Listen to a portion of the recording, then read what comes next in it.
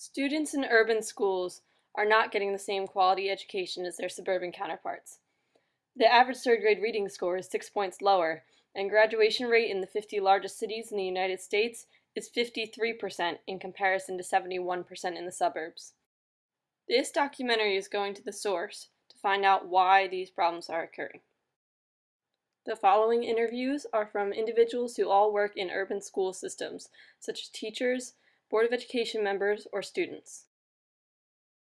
Recognition of the problems in education, particularly urban education, are not academic challenges as much as they are social emotional challenges. And until we recognize that and begin to deal with that, we're never going to make an impact on urban education.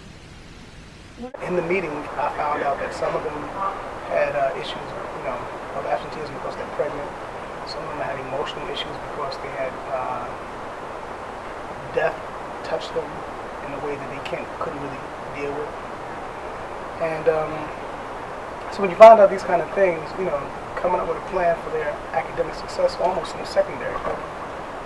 So those are the teaching profession, at least in my experience in my lifetime, has changed where you no longer are responsible for just the implementation of the curriculum. You're also responsible for being a counselor and dealing with all of the outside influences and issues that students bring with them. And if you can't navigate that territory, you've got urban districts where you've got a reasonably high percentage of kids who come out of jail. Another percentage of students who are homeless. You have students from large families where most likely the father is absent. The mother is holding down 2 or 3 jobs. You have drug addiction from the parents.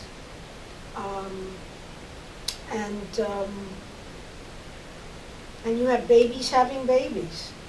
You have young high school students or middle school students even getting pregnant at 12 and 13 and 14. And until we can comprehensively address those issues, we're not going to be able to teach.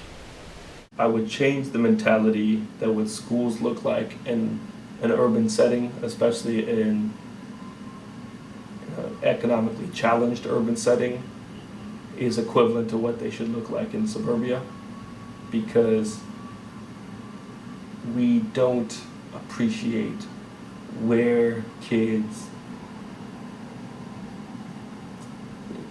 gain the perspective they need to be successful. We don't recognize that urban institutions, educational institutions, they have to provide a bridge between one socioeconomic circumstance and awareness and another. And if we don't recognize that it's a different beast, if we keep thinking that so long as Sidwell Friends, if we could take all the teachers at Sidwell Friends to Ballou High School, which is one of our lower performing high schools, all those kids would go to MIT. If you keep thinking that, you're an idiot, and you're not you have absolutely no awareness of how unintuitive success is, the means to success are in America. We like to think that what it takes to succeed is self-evident. It's not obvious at all. My students are basically rational kids, and the success that they are exposed to is not representative of the economy. I learned early on that it's about relationships. So if you develop a relationship with a child, then, more than give me a grade, kind of relationship. And generally, they'll work to their potential in general. I think that technology, by maybe in this 2 or 3 years, people are going to realize that just because kids have laptops, iPads, and all the schools are wireless doesn't mean that the students are going to perform better. It just means they have different ways to learn, and that's not the same thing as having a good teacher in the classroom. Very well. And you spend the first couple of weeks of school trying to get to know them, because they make a commitment to me as much as they make a commitment to the authority of the school or the legitimacy of the classroom. So if I can make them trust that I am really trying to help them in their own ambitions, my control of the classroom is much stronger. If the kid doesn't feel invested or doesn't feel a commitment to me, it tends to be a recipe for disruption. This feels like we are teacher, parent, doctor, psychologist, social worker. I mean, we wear all these different hats. We don't have the experience to wear all these different hats. I mean, my role is teacher. My job is to educate as best I can my students. Our freshman year was sort of where kids got caught, and we had 130 seniors and 300 freshmen. And it doesn't actually mean that all those kids dropped out. It meant that they were repeat ninth graders. You're still a ninth grader if you haven't passed both math and English. And so kids would come into ninth grade with 17 or 18-year-old ninth graders in class with them. And those kids have taken algebra 3 times and don't care anymore. And that I should be able to teach a class so that a kid who's 5 years behind and a kid who's 2 years ahead should be able to both feel like that class is engaging and rigorous. And I need to somehow speak about the lesson in a way that is accessible to someone whose English is at the first grade level, but not boring to someone who's on grade level. You just have to make sure that you still keep it rigorous, so you're not telling these kids, you're never going to know algebra. You don't know how to add fractions, well, we're going to keep you at the third grade level in perpetuity. And so that's the tough part. Figuring out how do I make it so everyone can get something out of my class and it doesn't become I teach to the lowest common denominator. And Have you guys ever done group projects, like working with each other? Not in math, but in physics, yes, we have. We did in English. We did group projects. Did you like those? Yes, they were fun and made the project easy, working as a team. So what kind of stuff did you learn? most kids have learned how to do math as a rote skill. My kids could solve the problem 3x equals 9, but not the problem 10 equals 5x, because they had learned you divide by whatever number there is on the left. And so if there is no, so then 10 equals 5x, they divided both sides by 10. And all they got was 1 equals 1/2 x. And they didn't know what to do there, because the idea of you're isolating the variable, or you need to understand that we have 5 times the number we're trying to figure out. All those concepts hadn't been there, it was just rote. Let good teachers teach. Let them do what they do best. The good ones know how to handle the kids. And give them support. Give them support. That's absent. I think we need to involve teachers more in school decision making. That when a teacher feels like they have no efficacy, they have no role in what's going on in the school, it just gets too frustrating. I would say one of the biggest challenges is the lack of understanding by administrators of the big picture in urban education. There's a lack of understanding of basic management principles that with school superintendents and other administrators. They come up the ranks as teachers, and then they might get a master's degree in some kind of educational leadership. But they really don't have the knowledge and experience of finance, for example. So not every school board member is here because they care about student achievement. Maybe they do care about it, but it's not their primary reason or even secondary reason for being here. And if it's your tertiary reason for being here, then you're probably not going to be that good at getting students to perform well. But it's a challenge because there's so many factors. So we deal with, and from time to time, we're dealing with mandates that are coming from the governor's office, from the Department of Education, from the county superintendent. So there are all these dynamics of people that want to influence what happens. There's not always a direct connection or correlation between what we do and student achievement, which is really supposed to be where our focus is as a school board. But DC is a very political place, by its very nature, and a lot of experiments are done on this level. But I will say that having some consistency is probably the best medicine for the system, because I've been in the system long enough to see a lot of a lot of people being overturned from the top.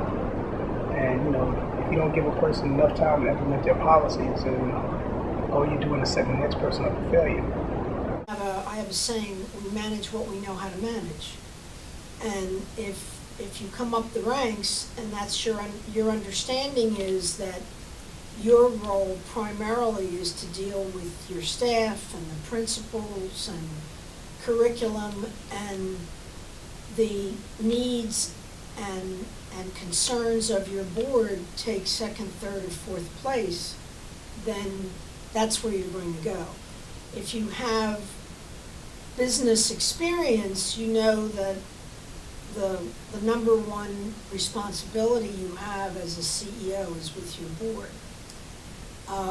So while boards of education are responsible only for policy making, there are a myriad of issues and questions that come to us from the public that we need to get answers to. And the response of that superintendent to the board is key. But we hire the superintendent. He or she is the only person that reports directly to the school. So that means when I'm at the supermarket and I have a person that's walking up to me complaining about something, technically by the book what I'm supposed to do is call, email, text the superintendent and say, this happened, please take care of it. But that's not always the way it goes. I hear of all sorts of stuff, and depending on what it is, depends on what I do with the information. Sometimes I ignore it, just because it doesn't seem to be, it's too dramatic, it doesn't seem to be something that rises to the level of me getting involved as a school board member. Sometimes I get real upset and I'll be on the phone with somebody immediately saying, somebody just told me about this, we have to do something about it, what's the plan? It's not really, there's not really a good science to it, so it's become an art, and it's a real sloppy art. I think there is an institutional culture here that's developed over the years that's not good, where sometimes people can be very defensive, sometimes people will blame other people, sometimes people will pass the buck, and that certainly doesn't tell the whole story, because you also have a lot of people that if they think there's something that they can do, they'll do whatever they can to help, whether it's in his or her job responsibility or not. There is a movement, they would say, to privatize education purely because of a profit motive, because there are business interests and people that want to make money off of educating poor kids in cities like Camden. Now, I disagree with that. I don't think that's the biggest problem. In fact, I think that happening is a market response to schools just not doing well, of young people not doing well on tests, of not graduating from school, from parents feeling that schools aren't safe, for parents deciding to move out of the city to put their children in charter schools. I've worked in charter school. You're dealing with the same stuff. You're dealing with the resources. You may have a few more resources because it's private companies that are taking over these schools. So that misconception, I always want people out there to understand is that just because it says charter school doesn't mean that the education, doesn't mean that what's going on in that school is any better than what's going on in a public school. It's just that a company, an organization has decided to take it over. They might not have any idea what they're doing as far as education. They know how to run a business. They know how to manage, but they don't know when it comes to education, how to get that education to the student. it's hard because, like, I hate when textbooks in front of my face. I get intimidated. Like, if I do something wrong, it's just going to go bad. Like, if I get a bad score, what's going to happen? I just don't know. Okay. So, do you think that the tests, like, do a good job of measuring what you're learning, or is it just a big I think it's stressing? Yeah, it's no purpose. Because if we learn it in school, then it'll show up on our college applications. I don't think we need to take tests. But the SAT, we need to take. I think that's the important test. I'm not a big fan of standardized testing, but I'm not a big fan of it because it's a snapshot, and it's not really. You could have a bad day. You could skip one question and then fill in all the bubbles underneath the wrong answer after that. That's happened. A lot. These are the kinds of things that I think that we put a lot of emphasis on, but there's a lot of bias in the test itself a lot of times, except if it's generally unless it's a math test. So when you factor in all these things, I think that standardized testing, there's too much emphasis put on standardized testing. It's all we do. I feel like it's all we do is test. It's the only thing that we think of. The only thing that's important is the standardized test that happens in April. Nothing else seems to even matter. I've been, previous years, we literally, I'm not even exaggerating, we have shut down the entire curriculum and just focused on PSSA. One year, they did my first or second year, maybe the first 2 years. No, first year. First year, they did away with science and social studies. And in place of science and social studies, we did PSSA prep work. My second year, they did away with everything. Social studies, science, math, reading, writing, everything. And we did reading PSSA in the morning, prep, and math PSSA prep in the afternoon. That's all we did. From about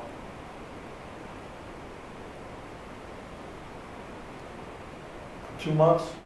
Yeah, that's it. In order for states to be exempt from the No Child Left Behind Act, which in essence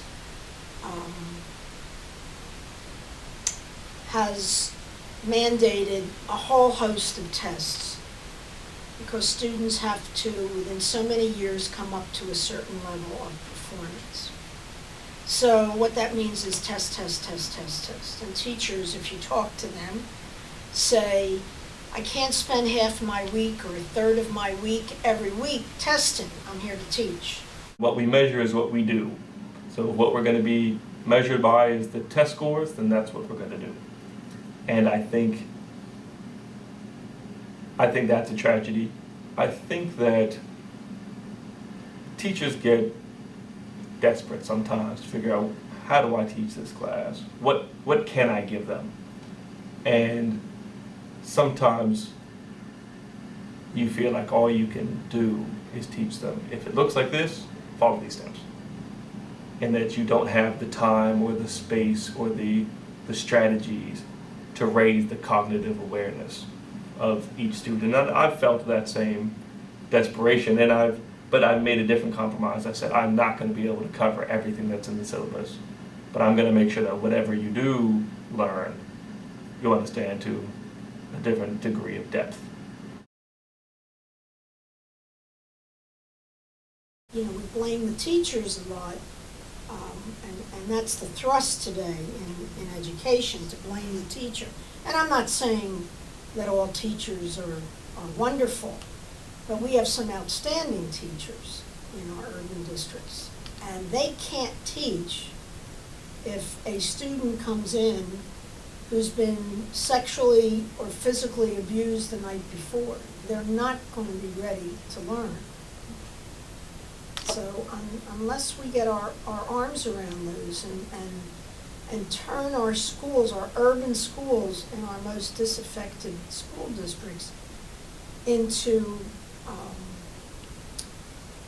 facilities that house people who are specialists and have a deep understanding of those issues, and they know how to deal with them with our children. Our children will never be ready to learn, therefore they will flunk out, therefore you will see 40, 50, 60% graduation rates. Doesn't seem to be any type of help. It's just do it and don't ask questions about it, or do it and don't complain about it. And when, truthfully, it doesn't come, things happen, administration should be taken care of, that we see, and so they're not doing what they're supposed to be doing, yet the expectation is coming to us where they're not, if they think we're not doing our job, we're looking at it going, well, you didn't do your job, who's holding you accountable? And we're being held accountable for everything. And so teachers still feel, as I say it, feel like when I make a mistake and I get caught, I get fired. If they make a mistake and they get caught, I get fired. So that's that sense of being unappreciated is there among a lot of teachers. There is a time and place to call people out on their inaccuracies, but also there's a time and place to make sure that you are motivating people and people are doing their best. There's a time and place to fire people. There's a time and place to coach people. The teacher turnover really affects the ability of a school to create a culture. That I was giving advice to a kid my first year at Dunbar. He said, "Why should I care what you think? You won't be here next year." And he wasn't right about me, but he was right about 75% of other teachers, because I've been there 4 years and I'm now a veteran. I've been there longer than 3/4 of the teachers. And that's unfortunate. It means the kids are not able to see high school as a 4-year experience. They have to live in the moment. And when you're trying to get adolescents to think about the future, setting up a situation where they can only live in the moment doesn't help that. My school has basically zero institutional knowledge because there's such turnover. The math, when I came as a math teacher, I was teaching 4 classes: statistics, a college prep, SAT prep class, algebra 2, and geometry. I was not given any resources for any of them. And so I had to create them on my own from what I had access to create not just a curriculum for one class, but to link the curricula for 4 years of math, so that for the geometry teacher, you know what to expect. You know what the kids learned and didn't learn. And the algebra 2 teacher knows what the kid should know. And otherwise, we spend the first month or 6 weeks of school just diagnosing our kids, figuring out what does this kid know. Because when I taught pre-calc for 3 years in a row, every year there was a new algebra 2 teacher. So I had no idea what my kids were coming in with, because I knew they were coming in with as little as I had been given. Nothing. One thing that happened to me when I went from being a 3rd grade teacher to a 4th grade teacher all in 1 year. Started off, and then early February I was told I was going into 4th grade. That's been an expectation for me that's been just monumental in what I'm supposed to how I'm supposed to get them to where they need to be by June. Because I have never gone on summer break knowing what I'm going to teach the next year. And so I can't spend my summer preparing for that class. I came back this year thinking I'd be teaching statistics and pre-calc again. So I spent my summer maturing my statistics and pre-calculus materials, and they said, "We want you in 9th grade academy," and you learn to just go, okay, that's a new opportunity, let's go. as far as the union on behalf of the teachers, I think it's a good thing. You asked if does it cause a greater divide between, for example, teachers and principals, or teachers and administration. I think it does. I say this a lot. It always feels like that principals or the administration and the teachers are like fighting one another. Why are we working together? Why isn't there this common goal? The union's effectiveness is not what it used to be. And, what I mean is, there was a time when unions were both beneficial and part of the problem. And of course, there's good and there's negative in every situation. The protection of incompetent teachers is never a good thing, right? So if a union is accused of doing that, and if the union is actually doing it, it's not a good thing. But it's the same principle where you protect the rights of the many by protecting that right of the few, or of the bad individual. So due process is something that's necessary to be in place. I think that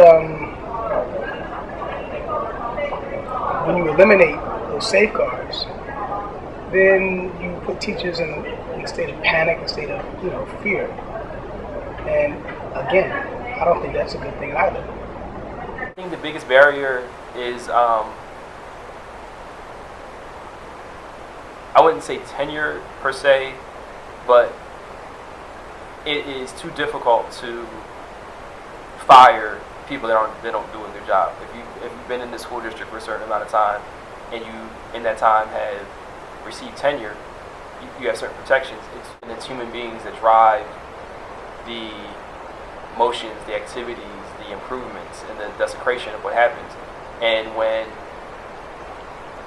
you have people that are bad people, at least in terms of the work outflow they have, they continue to be bad, and there's nothing really changing that, then you have bad results. So I think that without having rights as a teacher, it becomes too easy to sort of have the school suffer for whatever the whims of the moment are, like tenure. If you're a bad teacher, you need to go. If you're sitting there twiddling your thumbs, you need to go, and I don't think unions should protect that. Unions have to be sort of a professional body to say, we are going to hold ourselves to this standard. But as professionals, we need to have some agency in our class. We can't just be, interchangeable parts. If you could change anything about Dunbar, what would you do? How the school look, I change that. That's it. You think, why would you want to change that? Because people think that it's a bad school because how it look, but if you really go in the classrooms, look at the students, it's not really that bad. Do you think that would help the students too? Yeah, because they getting reputations that they're bad students, but they're not. People still think it's a bad school, but they haven't been inside Dunbar. They just go upon the past and just say it's a bad school. But if you really come in here and watch the kids in class, it's just like a Catholic school. People think it's good. They would think it's good. I think another misconception is that socioeconomic status is the driving factor of an outcome of a student's education. And although you can predict a student's academic outcome based on that student's socioeconomic status, you can predict it. You can't predict it because I don't believe because there's a direct correlation, right? I think that what most poor urban communities have in common, which makes it seem that the problem is socioeconomic status, is that you don't have enough people, especially parents, but enough people who value the importance of education. And to most people, when you say this, it's like, yes, of course. Sean, you don't need to keep explaining why you keep talking about this. Of course, you need an education. But that is not something that enough people have embraced in an effective way. I think intellectually people understand, that education matters, that people need to get education. But when it comes to, as a parent, you got to know your teacher's name. You have to have a relationship with that teacher. You have to make sure that your child is being challenged, that your child's behavior is good, that you know what to work with them on. And even if I, as a parent, can't help my 10th grader with his Algebra 2, I should at least be able to know where to get help from if he needs it. The school should be working with me. If I might get what I need from the school, I should be advocating for my child. and know how to do that, and have people that are helping me with it if I can't do it on my own. And that's just something that's missing. When I have a parent tells education isn't important, he doesn't need education, he doesn't need school, the father is going to become a rapper. And when he becomes a rapper and makes it big, he's going to provide for the son, which is why the son doesn't need education. And when you have that mindset, more often than not, that's the mindset, or that's the belief, or but you have those words being said, and it's not important. You don't have to listen to these teachers. You're fighting as a teacher, you're fighting, when you're in the inner city, that's what you're getting. Like I said, it could happen. If it was happening in the suburbs, same thing, you're fighting an uphill battle. But we still tried to involve parents more in the enrollment process. So it wasn't just show up, here's the paper, sign, okay, we're done. We tried to make it more of an experience so that you got to know the teachers and you got to know the staff as a parent. So it's been better. We had parent-teacher day, which was just last week. We had more parent-teacher conferences than I've ever had. And I've had, even when I taught, twice as many kids because I had larger classrooms. So that was exciting. When your parents don't feel like the school system did much for them, it's a little harder to trust. And so the parents, or even if they trust it, because a lot of our parents are very supportive, they don't know how to support their kids because the school wasn't giving them what they needed. I've had parents say, I'm not working right now, can I come into your class and sit with my kid? I can't help them with this stuff if I don't know how to do it myself. So that's a pretty positive attitude, but it's demonstrative of the problems we deal with. So from parents, I think it's the will is there. We're still working on the phrase, where there's a will, there's a way. The groups that do have the most influence and power, what happens in public education in Camden, are the political machinery of Camden County. And that includes the legislative group of North Cross Fuentes, Wilson, our mayor, maybe city council members in certain ways. Now, those are groups that have influence. And, in a functional school district, it probably shouldn't be at the top of the list. The groups that should be at the top of the list, I would say, are one, parents, whether it's an official parents group or unofficial coalition of parents for parents, as being true advocates and representatives of their children. The teachers union, I think, should have a lot of say and influence because they are at the front lines of what we're doing. They're educating our children. They're disciplining our children. They're the first to see certain problems. They're the implementers of curriculum and instruction. I think that students themselves should have a voice in what happens.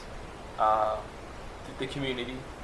There's not enough input by the people on the front lines that can inform the policy wonks, whether it's in the state or the federal government, about what the real issues are.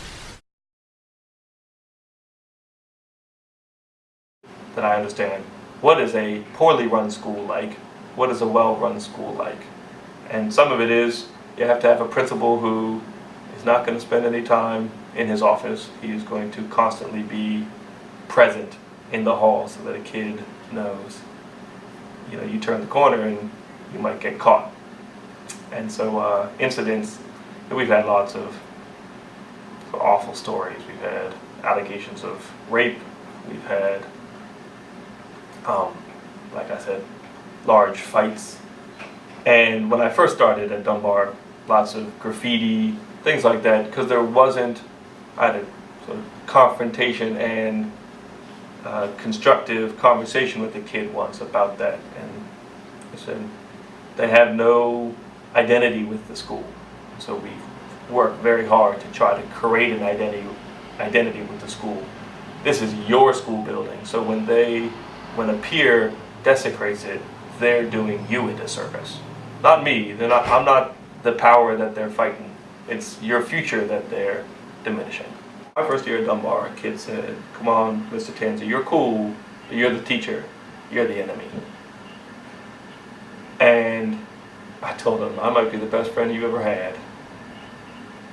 And that, I don't get phrases like that anymore. That they might not see me, you know, I'm still the authority figure and things like that. So all adolescents are figuring out what part of the society do I accept, what do I challenge. But I feel like they think we are doing our best to serve their interests. We just have to find a better way to communicate that sometimes. I plan on getting a job in my 11th grade year before I can save up for college, my 12th grade year, and go to college and study physical therapy if I can be a physical therapist. How do you feel about school? Do you think it's really important to come? Are they like teaching you stuff you need to know? Yes, I feel it's important. It's stuff you need to know because it'll catch it back up to you and later in life if you don't do it now. And this is really a profession for us now because this leads to us, our jobs later in the future, whether we get jobs or not. I want to go to college and get my degrees and then get a job from there. The biggest misconception that I see is that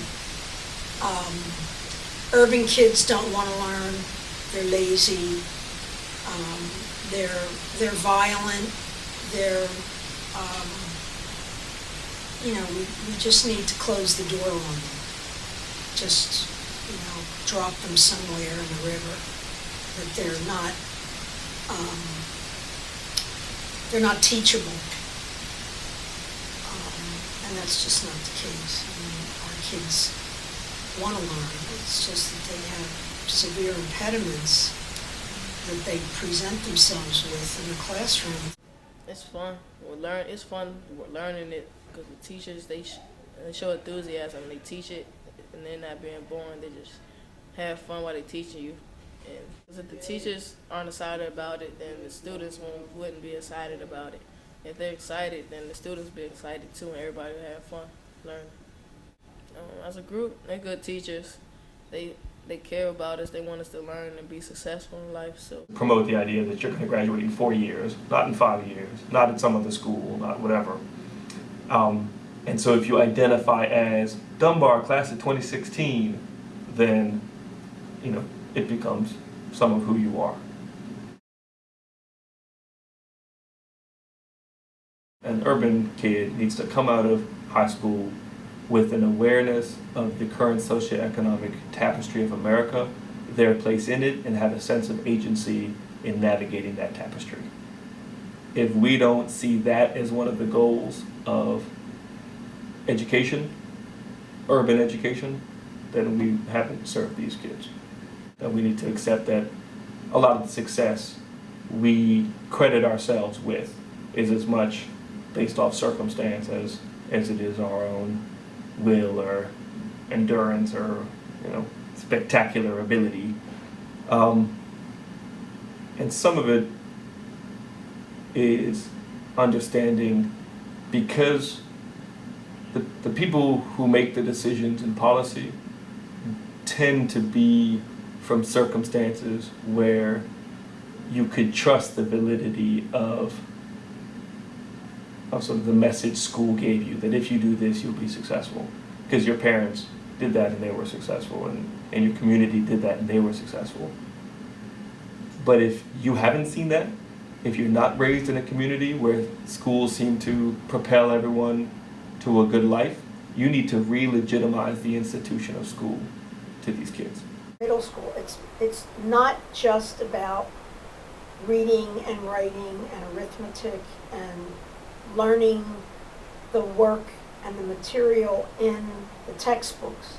It's about dealing with their problems that they present to you every single day.